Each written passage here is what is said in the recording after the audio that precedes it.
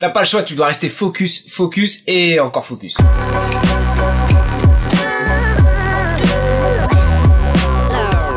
Je débouche avec l'ombre ou quoi là? Hein? Sur mon retour vidéo là, j'essaye tout simplement de déboucher un peu long. Et je vais pas me faire chier à la tenir, hein. Allez. Salut, c'est Alex pour La Retouche, j'espère que vous allez bien. En tout cas, je vais toujours bien. Donc, vous pouvez me retrouver sur le blog laretouchephoto.com pour retrouver plus de tutos sur de la retouche photo. On voit ensemble comment on peut se faire plaisir en retouche photo et surtout comment progresser sur nos photos. Donc aujourd'hui, j'aimerais tout simplement parler de motivation, chose que je fais rarement, mais bon, je pense que ça peut être quand même un petit peu utile. On est tous humains et on a tous des baisses de régime. Donc l'autre jour, je suis tombé sur une vidéo de Rob Brown, un designer dans le caractère design. Bon, j'aime bien ces vidéos parce qu'il parle essentiellement de motivation et comment devenir un meilleur artiste. Voilà, donc j'espère que ça t'intéresse. Si ça t'intéresse, bah va un petit peu plus loin, sinon bah tu peux cliquer et voir une autre vidéo.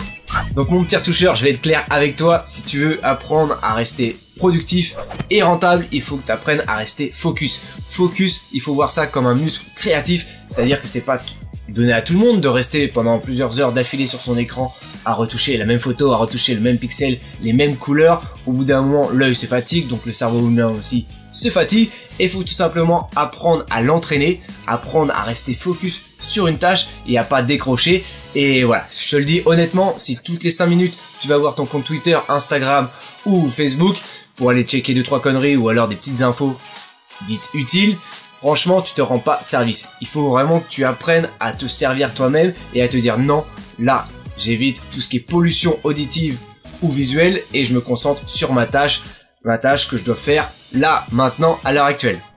Une compétence très souvent sous-estimée est la concentration et le travail malgré les distractions. Il faut voir la concentration comme un muscle et un muscle, ça s'entraîne. Il faut d'abord l'échauffer, voilà pourquoi je te parle d'un temps d'adaptation et ensuite, voilà, il y a l'effort constant qu'il faut essayer de garder, tout simplement. Donc voilà, comme un muscle, il a besoin de s'échauffer et voilà, il a aussi besoin de repos, donc de temps en temps il faut faire des petites pauses, mais attention à tes pauses parce qu'il faut en moyenne 20 minutes au cerveau pour justement se remettre à une tâche à 100%. Donc si tu as besoin d'un temps d'adaptation comme ça, essaye de le prendre en compte, essaye aussi peut-être de diminuer tes pauses, au lieu de faire 10 minutes de pause, essaye peut-être de faire 5 voire 4 minutes, on n'a pas besoin de énormément de temps de pause. Et voilà, après, plus la pause est longue, bah plus c'est compliqué après de s'y remettre, forcément, t'as dû t'en douter. C'est comme une sieste, si la sieste est trop longue, t'as la tête dans le pâté et t'as du mal à repartir. Donc voilà, dis-toi tout simplement que c'est un muscle, que tu dois l'entraîner et que forcément, bah si tu l'entraînes régulièrement, ton muscle va grossir, ta concentration va augmenter et voilà, je pense que ta vie professionnelle va t'en remercier. Et voilà, c'est aussi une qualité qui est très appréciée en entreprise. Il y a des gens qui prennent des pauses régulièrement, il y a des gens qui prennent moins de pauses, des pauses plus courtes, des pauses plus longues. Voilà, tout ça, dis-toi que c'est noté dans une entreprise et même si on dit rien, on le voit. Donc voilà, je pense que ça peut être quand même très intéressant de se focaliser sur cette qualité-là, à savoir le focus, la concentration au bon moment. Bon, et si je peux te donner quelques petites astuces, pour moi le plus important c'est déjà de travailler dans une condition, dans une atmosphère, dans une ambiance qui t'est propre à toi-même. Si par exemple tu sais que tu vas devoir passer 1 heure ou 2 heures derrière ton écran à retoucher la même photo, il faut que tu te sentes bien. Donc ça commence déjà par un bon fauteuil, voilà, où vraiment tu vas éviter de te casser le dos. Ensuite tu essayes d'avoir un bel écran, voilà, qui t'abîme pas non plus trop les yeux, pas un écran trop petit, mais un écran quand même suffisamment grand, mais pas trop grand non plus, pour pas que tu sois en train de naviguer à gauche à droite, ou que tu sois en train de zoomer sur un petit écran. Donc ça aussi c'est très important, essaye d'alléger ton espace, et après voilà, tu peux aussi te concentrer sur une lumière sympathique, pas trop agressive, on évite tout ce qui est lumière jaune, tout ce qui est lumière violette ou encore bleue. Si tu dois te concentrer sur tes couleurs, essaye d'avoir une lumière blanche ou légèrement jaunâtre, mais pas trop. Après ça c'est mes conseils, bien sûr, c'est moi mes habitudes. Et là aussi tu peux essayer de t'accompagner d'une petite musique, ça peut quand même t'entraîner un peu, te booster un petit peu, peut-être même améliorer ta créativité. Moi je sais en tout cas que ça me sert pas mal. Voilà, la musique c'est très important pour moi et j'ai du mal à travailler sans musique.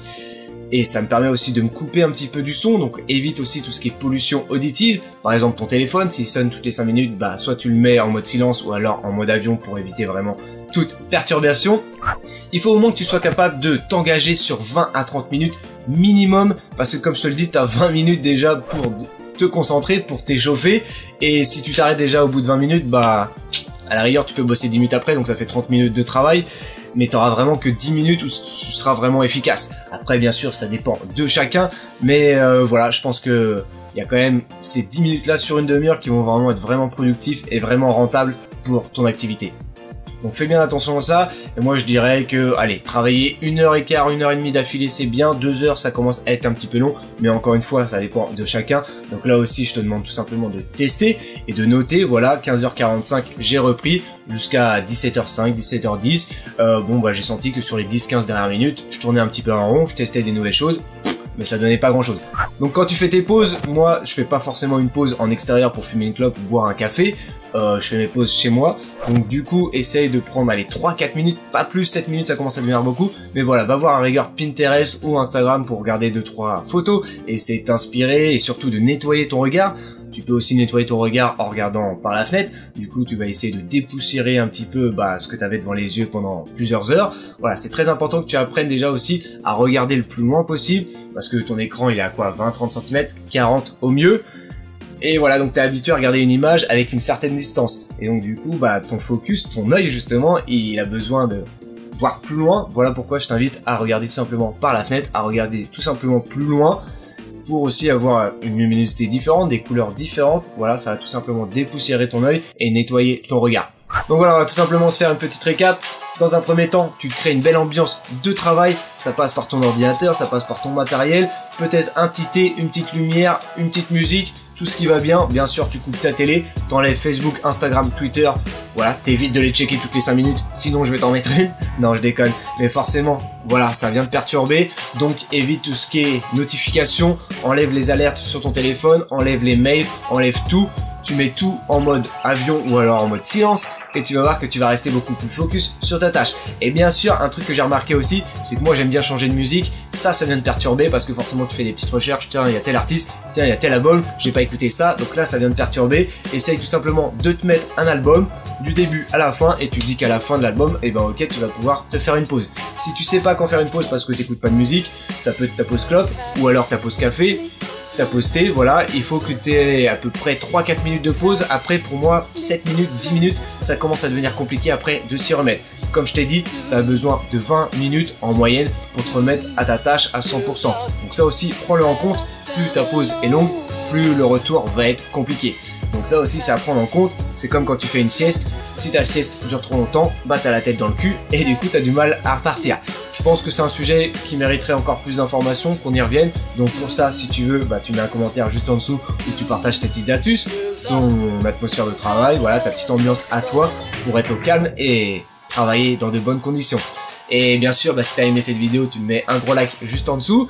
Et puis voilà, si tu veux aller plus loin sur Photoshop, tu sais, il y a la formation Maîtriser Photoshop qui va te permettre justement d'acquérir toutes les bases essentielles et fondamentales pour réellement maîtriser Photoshop. Ça concerne toutes les versions, tous les niveaux. C'est du lourd, il y a 50 vidéos et 10 modules, 3 mois de formation.